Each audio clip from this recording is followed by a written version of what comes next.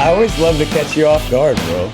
It's just like we're mid-conversation. Like, oh, Mid-conversation, just rolling right into it. What's up, everybody? Hello. I have my feet up on the little box under here. It feels so weird. Your cat is going wild underneath the chair. Somebody must have given her some like catnip or something. It's a little bit of a crazy weekend. Memorial Day weekend for everybody who's counting.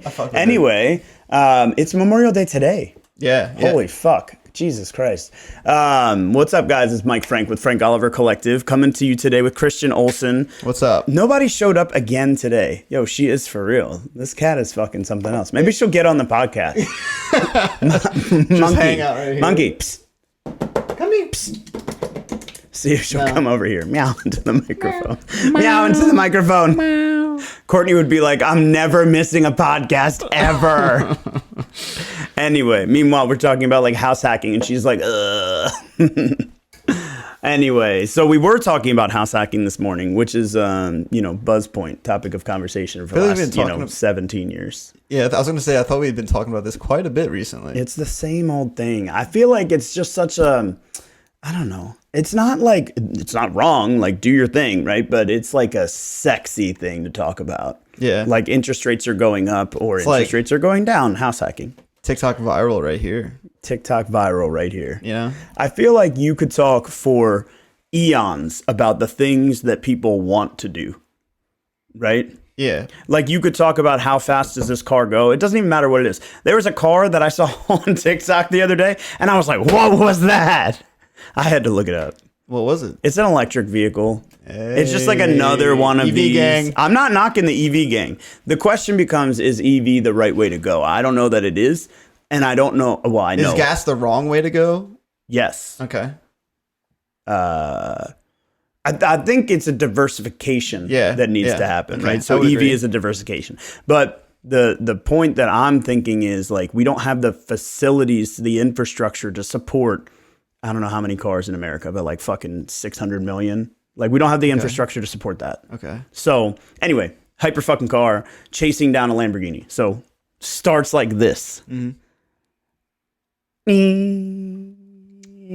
Right? Like hyper car chasing down a Lamborghini. It's like fucking car on the crazy. But it was like an electric. Yeah. So, I mean, it is what it is. But again, it's like the button point. Yeah. So, but anyway, we were talking about house hacking. And basically from the very simple standpoint, in case you guys don't know, house hacking is the idea of buying a property, lowering your expenses by renting out a portion of the property or a second unit or otherwise to somebody else. Yeah.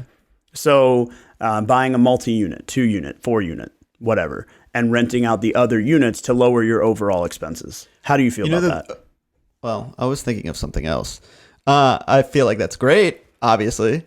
But like going back to the like always wanting to talk about it, like that giant idea of like, let's buy this house, let's do house hacking, let's make 50 grand in one year or whatever, or see that instant equity growth. Right. Like, yeah, we can talk about it all day, but people aren't willing to have the conversations or put in the work to do those things, right? Like my biggest problem is that house hacking doesn't solve your problem. Yeah.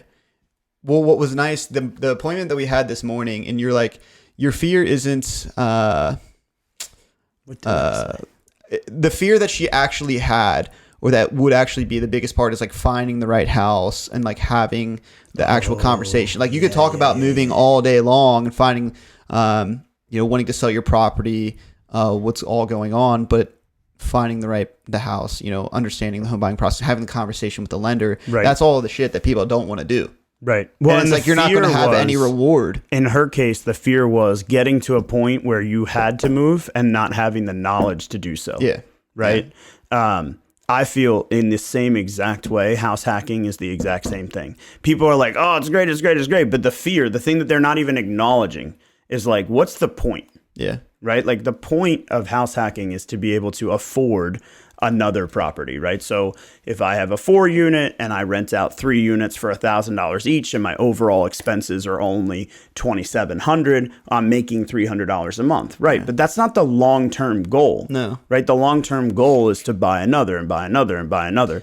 And that is the foundational problem with house hacking, in my opinion. Well, I also think there's another problem is that people are looking for that instant return on investment, like instantaneous. And they look at like prices before COVID, prices after, and they're like, okay, I can make $100,000 in X amount of time or in the snap of a finger. In reality, the growth that we're seeing right now isn't going to be as substantial as it was during that time. The funny thing was, over the weekend, I sat down with some people, very smart, very savvy, targeted investor type people, and they are they're going after multifamily. Great for them. So they went into a syndication and they, bought into this syndication, so on and so forth. So they own this property and they're like, oh, you make money when you buy it. And I'm like, yes, you make money when you buy it. Got it. They're like, yeah, our appraisal came in $2 million higher than the price we paid for it. And I was like, no. And they were really upset. Yeah. And I was like, you didn't make any money. Yeah. And they're like, yes, we did. We got $2 million I feel like of an appraisal value. And I'm like, guys, you didn't make money. An appraisal is equivalent to like your whatever you get when you fucking graduate college. I can't think of the name right now. Your diploma. Like, it's just fucking and words on a piece of paper. Right. Yikes. Yeah, dude. And now I'm doing real estate. Look at me. But bucking the trend over here. I feel like useful, as meaningful as that, right? It's just like, oh, look at this. Like, that's what an appraisal is. But if they were to be an indicator, but it's not the indicator. Right. But if you were to take that property, like a single family residential property, and the appraisal would have come in that high, it's not like you can become the owner and then just go list it for that price or get that return. Well, I mean, in theory you could, but that's the only time that you make money. In theory. You only make money when you sell. Now, the profit is created when you buy, and I understand the point. But the point that I'm making here is that these people bought into this property, bought low, did all these things, whatever, had these things, blah, blah, blah, blah, blah. How's it going thus far? And they're like, oh, it's not going so great. Why? We just fired our property manager. We're at lower occupancy rates than when we purchased the property. We're hemorrhaging money because we now no longer have enough money to pay our expenses. It's like, but you bought it for $2 million less than the appraisal value. So, like, why are you here? Yeah, how did they get into that spot? Perhaps the appraisal was misaligned. Perhaps we were focused on the wrong things at the time of acquisition. Perhaps that we realized the appraisal was for the value had we improved it, but we didn't save any money for our syndication to be able to improve it. Also, here's a wild thought. Like, appraisals, I feel like, are just dished out at random. And with this being the biggest purchase of your life, or one of them at least, like, there should be some consistency or some appraiser that you trust that you No. They all do it differently. It's all they're all awful. But why is it any different than the real estate agent that you choose, the lender that you choose? Because you can't choose them. Yeah, but like, why? Well, why is that a thing? That goes back to 2008. So what was happening in 2007, 8, whatever, was I was an agent. Your parents came to me and they were like, oh, we want to buy a house. And I was like, okay, cool. Let's make an offer. We want to make this offer. We're going to offer $980. The house just sold 2 years ago for $900, but we're going to offer $980. And the lender would say, okay, cool. Let me see your assets and your valuation. And the people would say, oh, well, we have a job. And the lender would go, great. Good. And then the appraiser would come in and be like, ooh. And the lender would say, hey, man, I really need this to close at 980. These people really can't, XYZ, blah, blah, blah, blah, blah. And the appraiser would be like, all right, bro, cool. So it was like this collusion. Like inside job. Yeah, right? Okay. So now they have appraisal management companies, and the AMC is now taking away that ability for the lender or the buyer's agent to know or connect with the appraiser and say, hey, this is what we need. Yeah. Now, having done this for a long time, I know the appraisers. I've met a number of appraisers. I've talked to a number of appraisers. Yeah. One guy that comes up to mind is Brian Cunningham. I don't know why. I've never met the dude. But every time I talk to him, we always have a legit conversation. I always provide him with what he needs. He always says, is there anything else? I always ask him, is there anything else? Very, very mutually respectful conversation. Nobody's abusing the privilege that we have of working together because we came together by happenstance. Not because I chose him. Well, I didn't even know that was something that took place in 2008. Everyone just hears market crash, home values decrease. Who's got the little control? You remember those little fucking remote control cars where you're like, yeah, the cat right anyway, now. Cat's fucking I didn't know in circles. That inside job, the collusion thing was a thing in 2008. You just hear market crash, home prices going down, foreclosure this, foreclosure that, So there was a lot of issues in the lending side. And there's a lot of fucked up shit that happens in real estate. It still does. It is what it is. The hater's gonna hate. It is what it is. the lending side was royally fucking screwed, because what would happen would be people would be over leveraged. They would have, oh yeah, I've got money in the bank. And the lender would be like, okay, sounds good. Yeah. And then when they didn't have money in the bank, they had to like find a way to make it work. Right. And then they were overextending. We hear about a lot of people talking about rolling their closing costs into their mortgage loan, which used to be a thing. And I want to explain the difference here.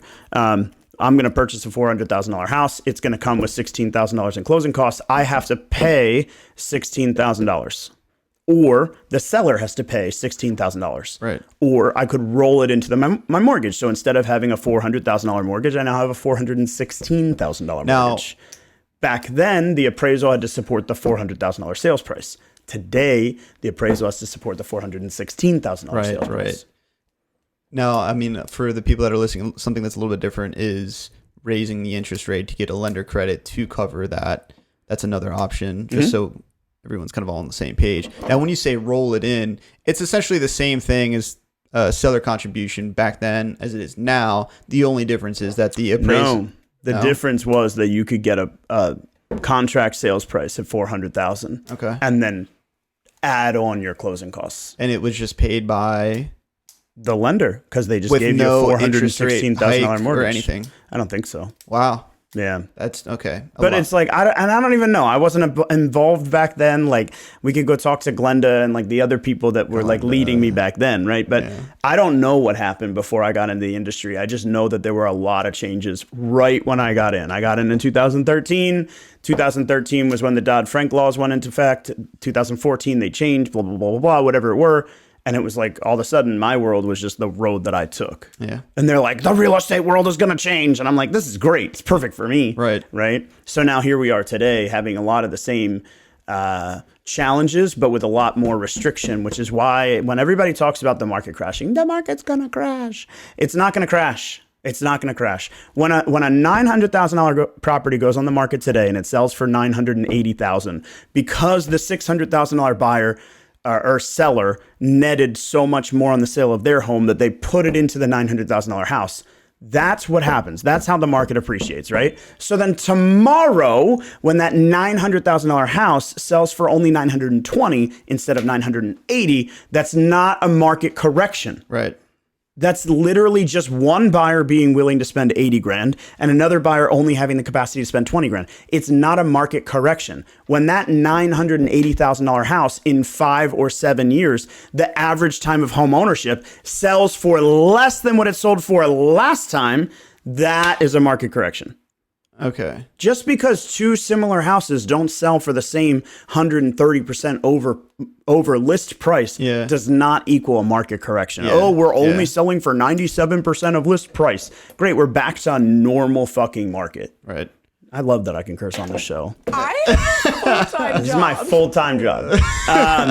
So, like, as it pertains to investment, as it pertains to understanding the market and growing your position, I think that house hacking is just another conversation that we're having with people, like interest rates, just like escrow accounts, just like this credit score fucking bullshit thing, right? Like, it's just another thing that the media is focused on right now. And for housing sales to slow down by 70% slower than they were a year ago is not an indicator of a market that's slowing down by 70%. Is anybody asking how many buyers are in the market by percentage by comparison to a year ago? Because if it's 30% of the buyers from a year ago and there's only 70% of sales from the buyers a year ago, it's like that is a market slowdown. But when there's 90% of the buyers from a year ago and there's only 70% of sales, there's still an imbalance of supply and demand. It just doesn't make sense. Well, the amount of misinformation that's out there and the way that it's being pushed is unreal. Like, again, the lady that we were with this morning literally asked about... What was her name? Lisa. Yeah. Lisa. Literally asked about the credit score thing with people who had good credit scores versus whatever. And you made a good point. Like, you'd have never known the difference if it was never kind of like blown up in your face. Channel 2 News, right? Right. You know? I would say kind of same thing with this house hacking thing or anything related to real estate right now would be interest rates, the whole 9 yards. So, like, I'm going to use a perfect example, and I'm going to hate on one of my clients. And I love him so much, which is why I'm going to hate on him, right? So Devontae comes to me. He wants to buy a house. He's going to do this.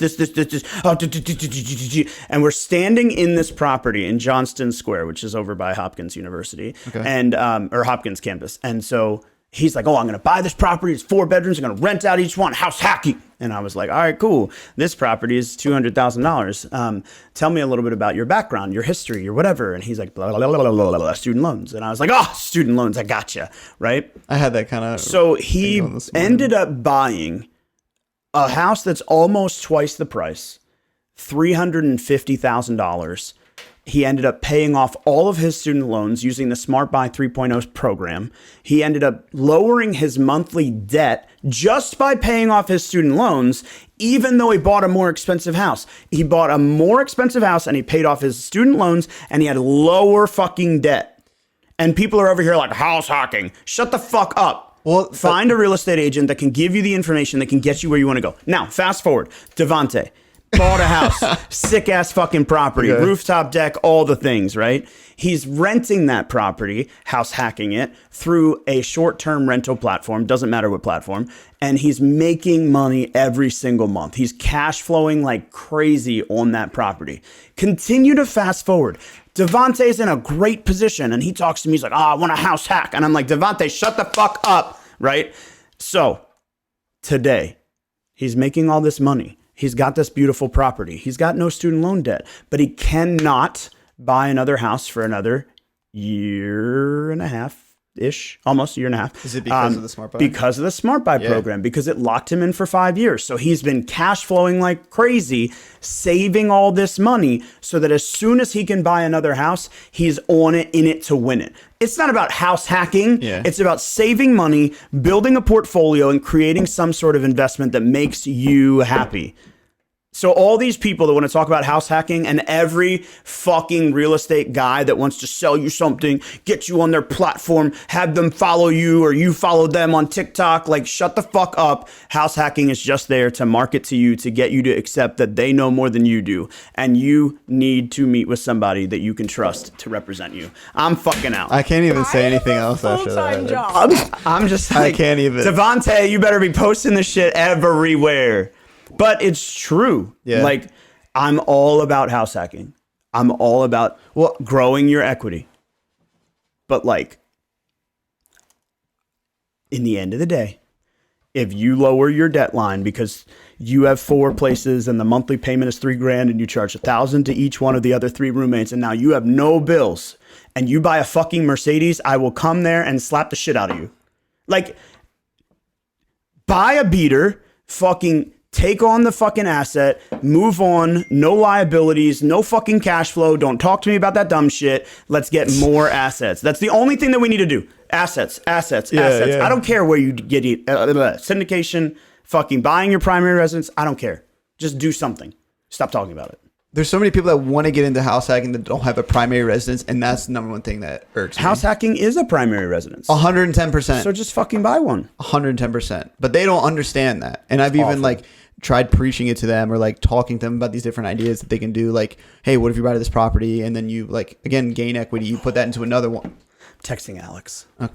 Keep going. Okay. Keep going. I mean, nah, you know me. I just fucking lost my train of thought now. I agree with what you're saying. The reason I'm texting Alex is because, hey, we're talking about you on the podcast. Okay. I know Alex through Devontae. Okay. Wait, were these people that came to the homebuyer event like a month ago? The last one. The guy that had the electric bike? Yes, that's Devontae. Yeah, you were fucking riding around on that. I actually want one of those things. So you've got Alex, you've got Devontae. You've got Alex, you got Devontae. You've got Alex, you got Devontae. You've got Alex, and you've got a homeowner making money, cash flowing like crazy. And you got Alex talking about house hunting, house hacking, growing their equity, buying the right property. Interest rates are too high. Interest rates are too low. The market's going to crash. The market seems strong. Like, fucking buy a motherfucking house. And I say that with the most love, right? Because if I wasn't really loving you, I wouldn't even be talking about you. Yeah. Right? I just believe that you've got 2 people that are friends that fucking one brought me the other. Like, they're clearly close friends. And you've got one perception that is, I'm going to buy right now.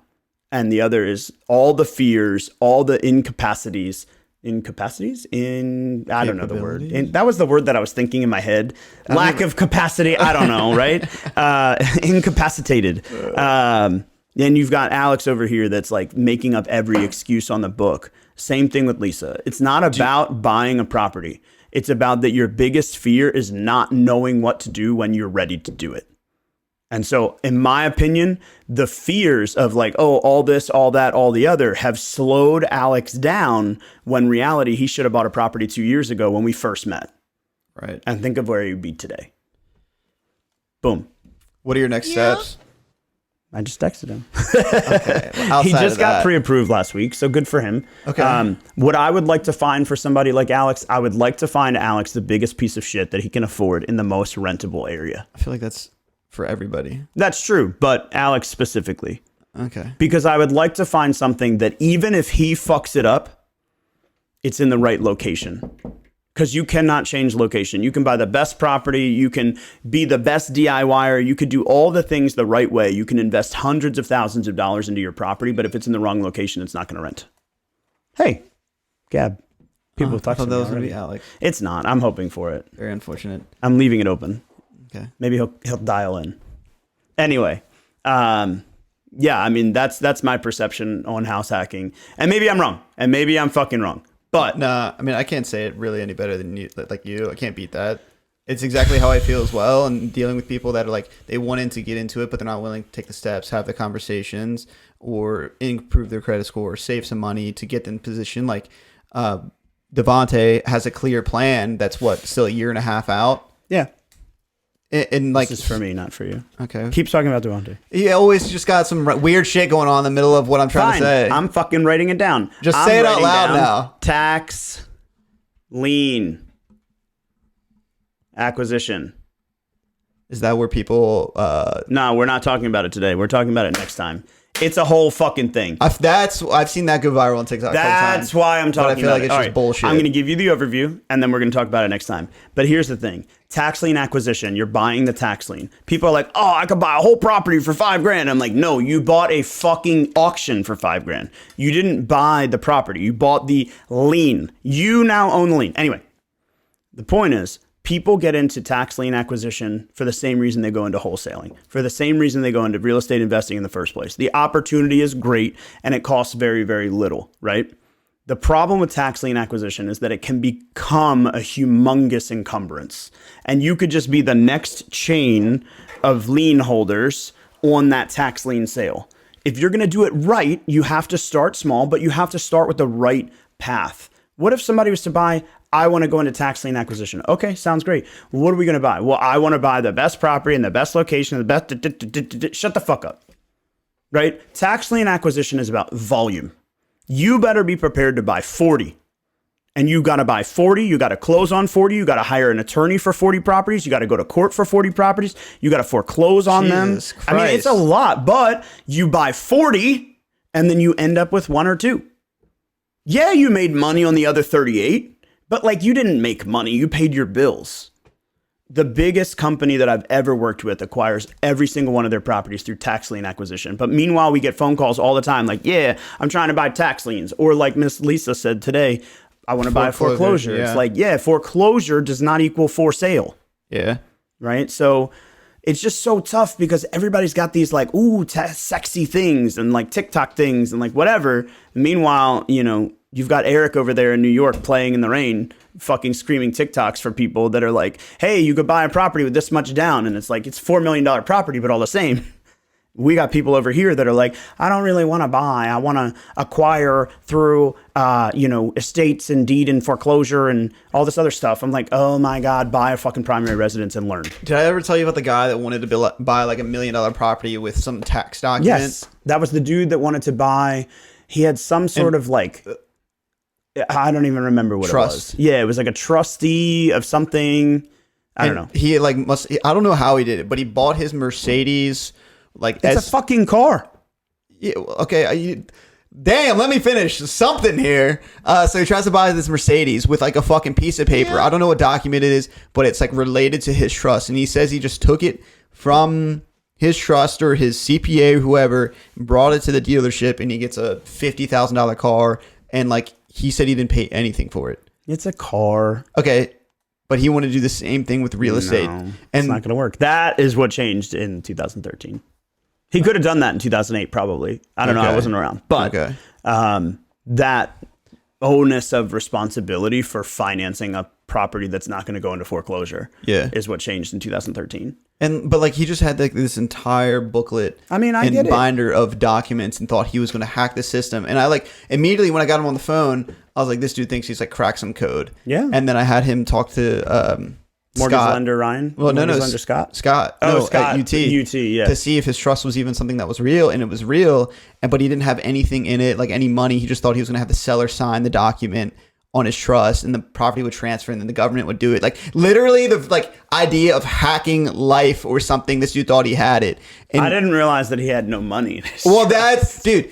I like we got not far, but this is probably like our second or third meeting, and I was like, you know what, fuck it, I need to just ask the question, like, hey, how much money do you have in this trust? How much are you like trying to bring to the table? Yeah. And he was like, nothing, and I was like, okay, I got my answer, and the rest was history. He also wanted to buy a football team or like a basketball team and like just become this millionaire overnight. Bro, he should be your best friend. Why? Because you could make a lot of money off of him. You could be his agent. Illegal land sale? God damn it, Christian. Just hinting at whatever we're doing. Fucking bullshit. I'm like writing topics for future podcasts. Christian's like, illegal land sale? Ready? Cat! He reads anything he put on the teleprompter. Who put a question on the teleprompter? Anyway, but the illegal land sale, that's a whole story that we have to go into another time. But it is wild. I feel as though people look at this as the opportunity to get rich quick. I feel like there's no real hacking. There's just fucking like doing or working hard and taking the right steps. Can we be vulnerable for a second? Sure. About what? So earlier this year, Christian was like, fucking, there's a punching bag in front of him, and he's like, boom, ooh, I'm gonna get it. Oh yeah, I'm gonna sell it all. I'm gonna do it all. Oh my God, I'm gonna sell so many houses. Last year was so good. I'm gonna do it again, right? And then fucking this year came along and was like, bitch, no, you're not. Yeah. Right? I'm going to make the argument that you're working twice as hard as you worked last year. 110%. And you're making the same money. Yeah, just about. Right? Like, you're working twice as hard and you're making the same fucking money. People look at real estate like it's so easy. And I'm like, you don't understand how easy it is.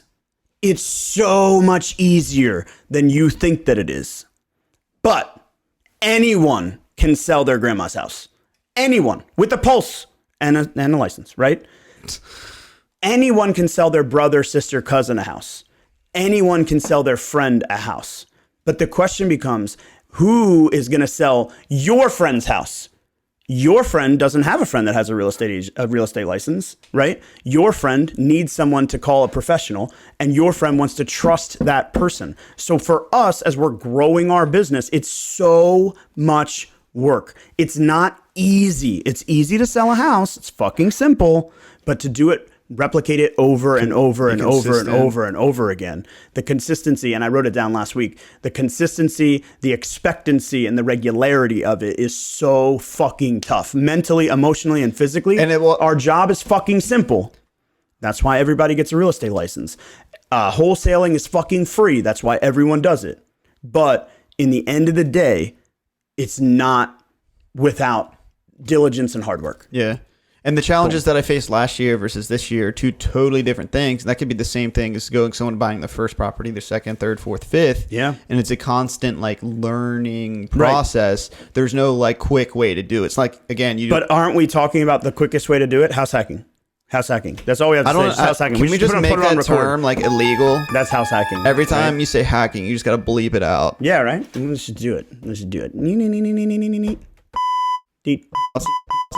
Nah, I just like you out.